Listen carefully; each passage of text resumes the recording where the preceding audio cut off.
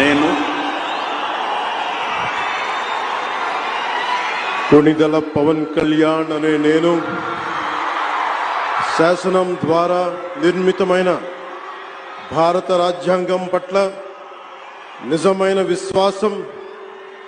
విధేయత చూపుతానని, భారతదేశ సార్వభౌమాధికారాన్ని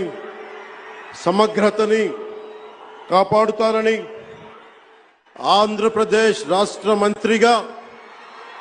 నా కర్తవ్యాలను శ్రద్ధతో అంతఃకరణ శుద్ధితో